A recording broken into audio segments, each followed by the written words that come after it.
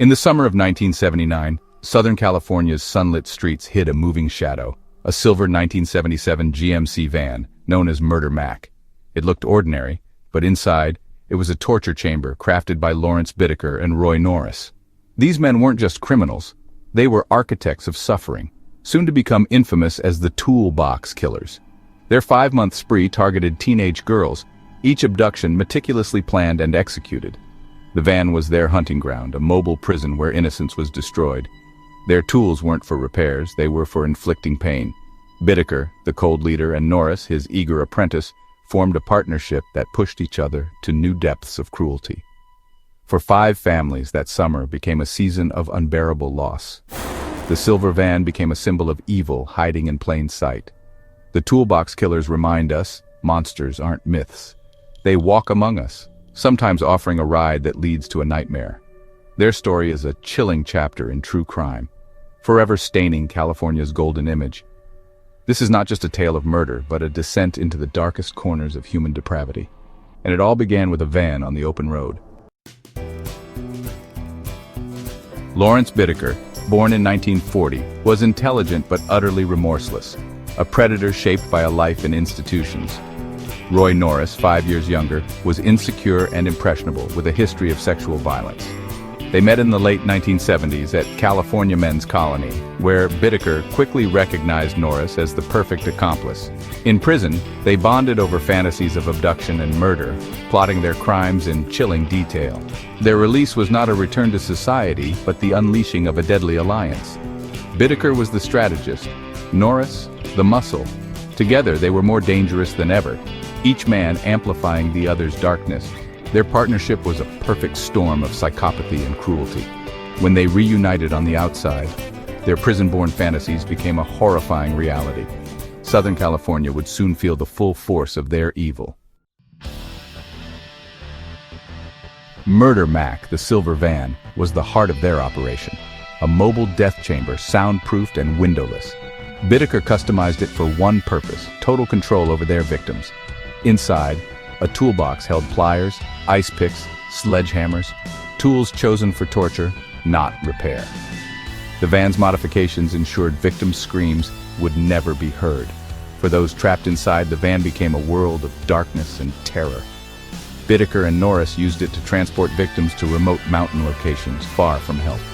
The van reflected Bittaker's predatory nature, organized, efficient, and merciless. It enabled their spree, giving them privacy and mobility to commit unspeakable acts. Once an anonymous vehicle, Murder Mac became a symbol of calculated evil. The van's legacy endures as a chilling reminder of the horrors it contained. The spree began June 24, 1979, with the abductions of Lucinda Cindy Schaefer and Andrea Hall. Both were lured into the van and subjected to hours of torture before being murdered and discarded in the wilderness. A week later, they abducted Jacqueline Gilliam, whose prolonged ordeal was recorded on audio tape, a key piece of evidence. On September 2nd, they took 13-year-old Jacqueline Lamp. Her friend escaped and described the van, but Lamp was not so lucky. The killers grew bolder, targeting vulnerable girls and exploiting the era's hitchhiking culture. Their final victim, Shirley Ledford, was abducted on Halloween night. Her torture was the most sadistic, recorded in a 17-minute audio tape that would later haunt the courtroom. After killing her, they dumped her body in a public place, a final act of arrogance. Each crime was more brutal than the last, their confidence growing with every victim. The pattern was clear, calculated, escalating violence against the innocent. The van, the tools, and the recordings all pointed to a chillingly methodical evil. For the victims' families, the summer was transformed into a nightmare. The Toolbox killers' reign of terror left a permanent scar on Southern California. Their downfall began with a tip from a former accomplice who reported a rape and described the van. Police surveillance quickly identified Bittaker and Norris as suspects. Both were arrested in November 1979, initially denying everything. The breakthrough came when Norris, facing the death penalty, agreed to testify in exchange for a life sentence. He confessed in detail, leading police to the victims' bodies and the hidden evidence. Investigators recovered photographs and the infamous audio tapes, irrefutable proof of their crimes. The tapes captured the victims' final moments, providing a visceral record of the killer's cruelty. The evidence was overwhelming. The nightmare was finally over. The case shocked even seasoned detectives, revealing a level of sadism few could imagine. The voices of the victims, preserved on tape, became the most damning testimony. The Toolbox killer's reign ended, but the horror they inflicted would never be forgotten. Justice was finally within reach. The trials drew national attention, exposing the full horror of the Toolbox killer's crimes. Norris pleaded guilty and testified against Bittaker, receiving 45 years to life. Bittaker's trial in 1981 was dominated by the playing of Shirley Ledford's torture tape, which left jurors and officials visibly shaken. The evidence was overwhelming. Bittaker's facade crumbled. The jury found him guilty on all counts, including 5 murders, kidnapping, and rape.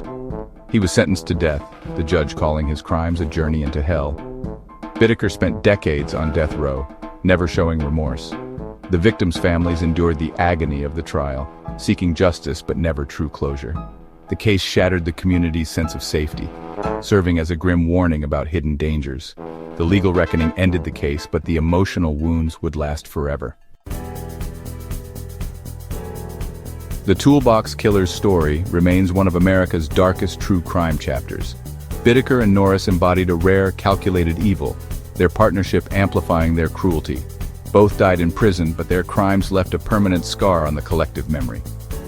Their case is a crucial study for law enforcement, showing how such predators operate and how they can be stopped. Telling this story honors the victims, Cindy, Andrea, Jacqueline Gilliam, Jacqueline Lamp, and Shirley, ensuring they are never forgotten. It's a cautionary tale reminding us that evil can hide behind a friendly face and a simple offer of a ride. By confronting these horrors, we learn to protect the vulnerable and recognize the warning signs. The echoes of the victims' suffering remind us why these stories must be told and never repeated.